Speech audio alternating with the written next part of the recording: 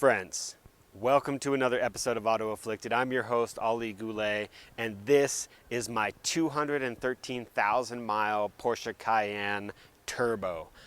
I'm going to show you what's wrong with this car, what's right with the car. I'm going to give you a little bit of a buyer's guide overview on it. We're going to take it driving in the snow, we're going to take it off-road and into the canyons on the tarmac, and I'm going to tell you why I think this is going to be a Porsche classic and deserves its own place in P car history. Let's go.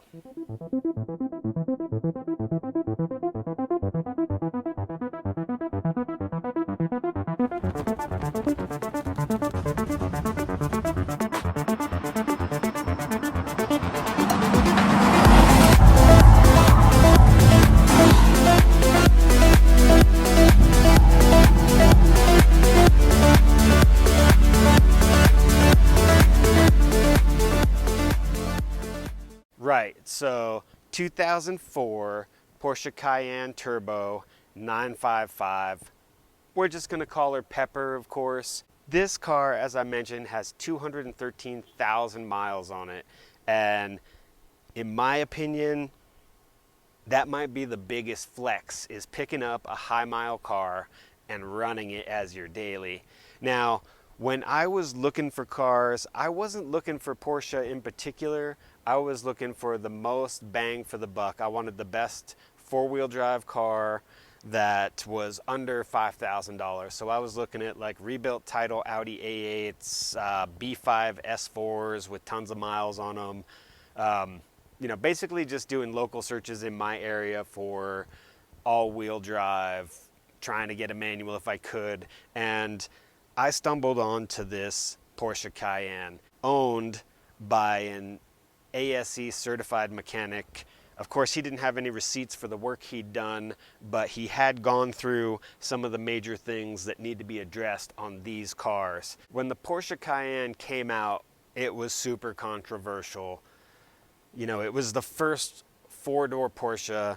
It was suddenly Porsche making trucks. That really upset the P car community. And the looks, people weren't enthralled with the looks. In fact, the car was once described as having the sexual appeal of a camel with gingivitis. But personally, I think it's aged well, and the lines on this car are amazing. And what you get in this Porsche is mind-blowing. So Porsche didn't just come to market with an SUV.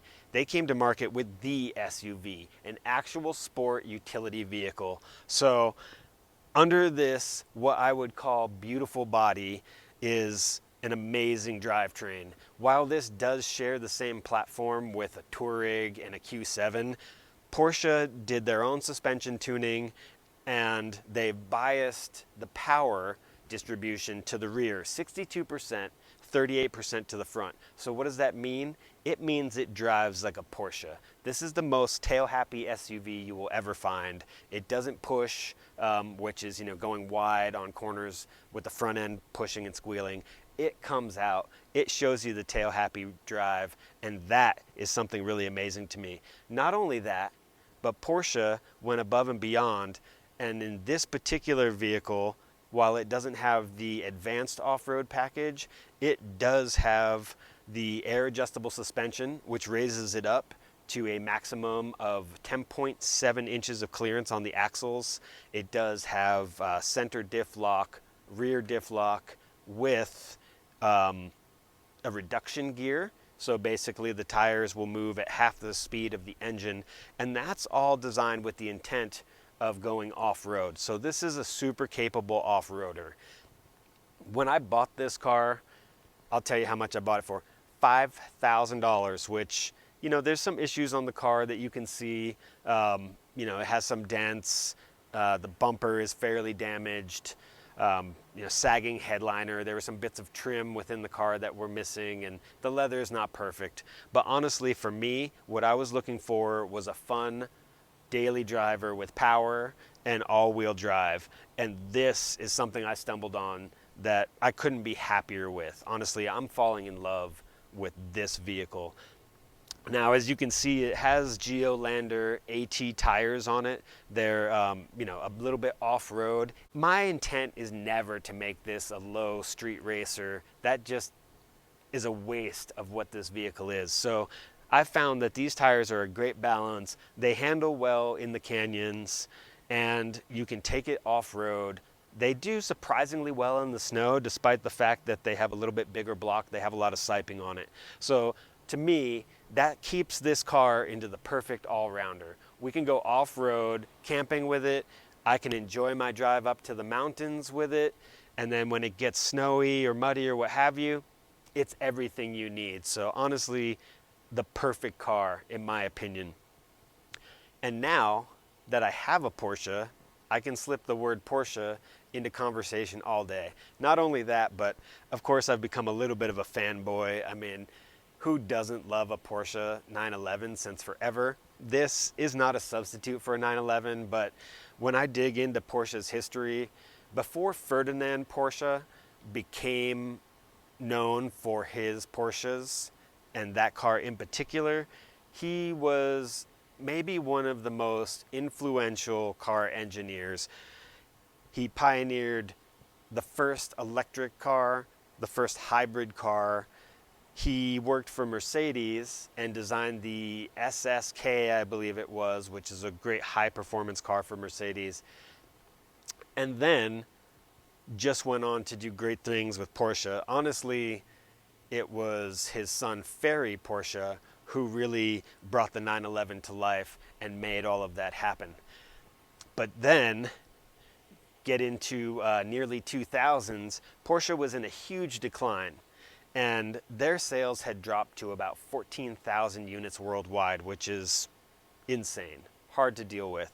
And at that time, Ferry Porsche had decided to leave the company and leave Porsche in the hands of its investors. And I believe Ferdinand Porsche had actually passed away. And that had paved the way for this, the Porsche Cayenne. And in my opinion, this should be a collector's car because it did save Porsche. Despite what all the P-car fanatics had felt about it, when it dropped, it was the most advanced SUV at the time, and it saved Porsche. It still remains as 70% of their total sales. So that, in my opinion, is why this is a Porsche classic and deserves its own place in Porsche history. As I mentioned, I'll give you a little bit of a buyer's guide. So one of the things you have to look out for in the Porsche Cayenne is, for some reason, they chose to run plastic coolant piping into the V of all of their V6, V8s, and that piping just over time tends to crack and causes people problems. One of the most hilarious things that I found on the internet by researching this is that people were replacing them with plastic over and over again, and it was nickel and diming them. This one has metal coolant hoses, so that problem is solved. The other thing to look out for on these cars is what they call the cardan shaft or the drive shaft. The bearing can wear out on that, and that can lead to your shaft getting destroyed, and then you've got to replace all of that. This particular vehicle does have its bearing replaced, and so the cardan shaft is in great shape. These cars did come with multiple engines, the base level being basically a VR6 that was Volkswagen's version. That one, in my opinion, is one to stay away from because the cylinder walls are a little bit different as far as the treatment goes, and if they haven't been well maintained, you can have some pretty bad knocking. The V8s are more robust, and the turbos in particular are probably the best choice. One of the amazing things about this car is it does have a dry sump oil system. What that means is there's no oil pan. It is all contained and fed constantly to the engine, so it doesn't matter what sort of angle you're at with the car or how many G's you're carrying through a corner. You're not going to have to worry about the oil sloshing away from the pickup and having oil starvation. So that's just a great thing that you can look forward to in these cars. Obviously, has the big Porsche brakes.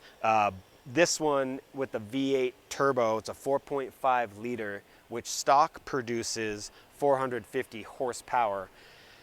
This one does actually have some upgrades with sport cats and secondary cat deletes from FabSpeed.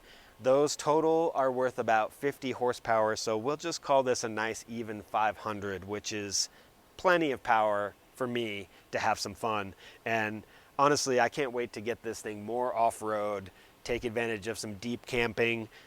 As you'll see here momentarily, we've already gotten it out in the snow. We've done a little off-road hill climbing, and it tears up the canyons. As I mentioned, I got this from an ASE certified mechanic. He had gone through all the suspension, replacing important bushings, and just making sure that that was all up to a good level of health. The other thing that this car came with that I'm super happy about is the running boards. While it doesn't have the advanced off-road package, it does have these aggressive aluminum running boards, which are box channel construction. They do go underneath the car and provide a good amount of protection for off-roading. While they are aluminum and they're going to get damaged on rocks and such, they're going to protect the lower running board from extensive damage, and so that's a good thing for me. As far as the bumper goes and the fact that it's cracked, I'm not in a hurry to replace that. You could easily drop over $3,000 buying a new bumper skin and having it painted. I'm going to spend my time patiently looking through junkyard listings and stuff until I find a skin that I can put on there. In the meantime, I might repair the hole with ramen, but I don't really care about how it looks because the running gear provides me everything that I need for satisfaction. And interior wise, you know, the little bits that have issues and the sagging headliner, I'll be able to fix that headliner fairly easily. The rest of it I'm not too concerned about. I did actually find one of these at the junkyard recently, and I have a video about it. I was able to get some really key pieces for my car from that junkyard and probably save myself hundreds of dollars because there's really nothing on the Porsche that is cheap. And speaking of that, you know, my willingness to get my hands dirty and do repairs on the Porsche is really why it makes any sense for me to have a 213,000 mile Cayenne. Because if you're going to run to an independent or to the dealership, you're probably going to be 175 an hour or more. I did have to get my hands dirty here almost immediately because in my shakedown of this car, I managed to destroy the power steering pump doing donuts in the snow. So I did learn a valuable lesson there because I bought a remanufactured power steering pump, and when I dropped that in, it actually didn't work. And so I lost 6 hours of my life putting this power steering pump in and ended up turning around and getting the Porsche part, which was significantly expensive compared to the remanufactured one. But power steering fixed, what do you think I did? I went straight out in the mountains and did some donuts in the snow. That's just how I like to do it. So now that we've touched on all the things that the car is and isn't, let's go get Pepper out on the road and I'll show you what she can do. One of the interesting things that Porsche does with many of their cars is the key on the outside of the steering wheel. This is very Le Mans style, so when you get in, you can easily put the key in and put it into gear with your other hand. Right-hand drive, you find the key on the right-hand side. Left-hand drive, you find it on the left-hand side. Got to engage the sunnies. It's very bright this morning.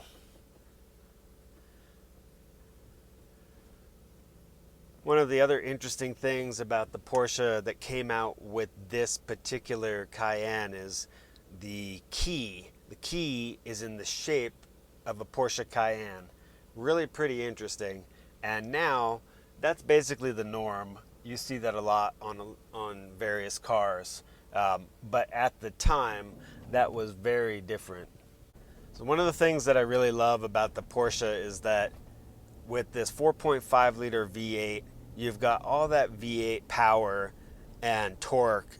And even when you're not on boost in the low RPMs, it's very unbothered. It just moves right out with no issues. And that's something I really love. The downside, of course, is the mileage. Miles per gallon, I'm probably getting around 10 to 12, maybe a little better. But for me, that works. I work from home. I don't drive my cars a lot. I don't have to commute to work. So the mileage is not really a concern for me. For me, the big concern is really the bang for the buck as far as the power, what the car can do.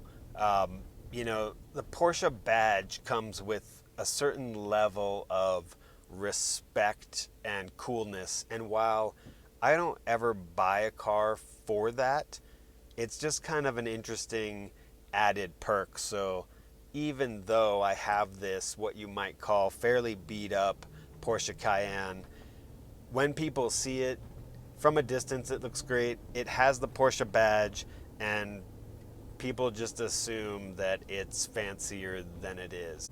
Comfort-wise, the seats are amazing. The shifting, the ride, the overall vibe, I mean, butterscotch leather. It smells of rich mahogany and leather-bound books in here. I mean, I really couldn't be happier. So you might say, Ollie, why would you dive into a 213,000 mile German performance vehicle? You know, with 213,000 miles on the clock, I figure it's shaken out about all of its issues. So I have that going for me, which is nice. Now, the downsides to the Porsche, you've got this antiquated 6-disc command center system. So, you know, unless you invest some money in an Apple Play setup, which I think the base model Apple Play setup for this car is like $1,500, quite expensive, especially when the car costs $5,000. In the cockpit, surrounded by Alcantara, good quality wood, leather bound dashboard and all of that, it's just a treat. And it still feels pretty luxury, as old as this vehicle is and as many miles as it has. The luxury is there. If you're looking to get into an amazing vehicle with great off-road capabilities, you know, a do-all, a true sport utility vehicle, the Porsche Cayenne is a must-have. It also has an amazing towing capacity. This one does come with the hitch. Tows, I believe, 7,700 pounds. So if you've got a boat, if you've got a race car, if you just want to rip a tree out of the ground, it's going to be there for you. And that's really a plus. What Porsche's done with the suspension is really something. So you've got the air suspension, and it has adjustability in the performance of the dampers themselves to go from sport mode, normal mode, and comfort, as well as you've got that ride height from just about 6 3/4 inches of ground clearance on up to 10.7 inches for special terrain and off-road. And you have the control of the Porsche traction management system itself to a certain degree, so you can, you know, go on up into special terrain modes where you get the center locking diff, you get the reduction, gear reduction for you know, crawling. That just allows you to go up and over more aggressive things without spinning tires. And so this thing is fully thought out and super, super capable. In the snow is really where the all-wheel drive shines for me on this vehicle. Having it biased to the rear, 62%, 38 to the front, just really makes it that much more fun. Allows it to come around when you get on the gas and just be that playful.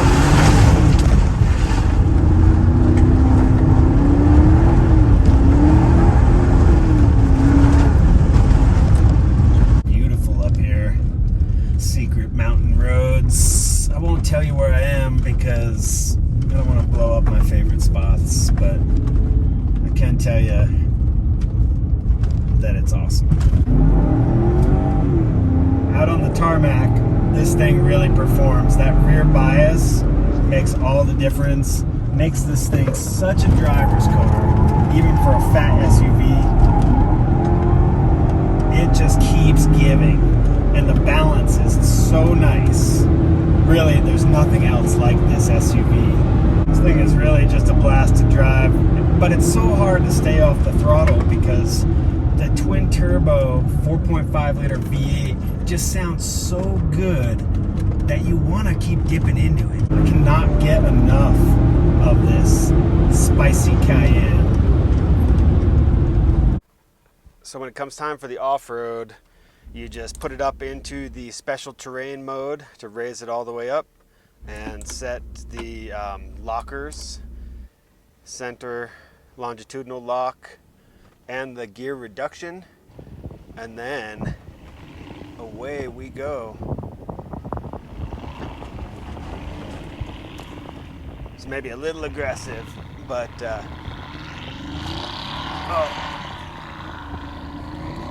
we don't want to get stuck, so we just keep pushing. We don't have exactly the most aggressive tires. We do have some Yokohama Geolander all-terrain tires, just taming the terrain. I mean, yes, this isn't terribly aggressive terrain, but we're having no problems over here. Nice and easy. Going down. It's nice and easy. We don't want to get going too much heat. That way we don't slide to the bottom. Nice. Easy. Easy. And so there you go, friends. I hope you enjoyed this romp in Pepper Porsche. I'm just falling in love with this vehicle every day, and I can't wait to get it more off-road, bring you some videos from that. I do have a video coming for the power steering pump replacement, you know, for those that like to get dirty with the DIY. And I'm just going to continue enjoying Pepper. So, you know, as ever, if you enjoyed the video, I'd appreciate a like. You know, maybe throw a subscription at me if you want to keep up on videos and see, you know, future episodes. And otherwise, you know, love the ones you're with, respect the people on the road, use your signals when you're driving, and remember that even painted drum brakes and K&N stickers are an indication of passion, and we're all about passion. So there's no need to hate on anyone else's rides. We're all just out here eventually achieving the same goal. So thank you, friends, and we'll catch you on the next one.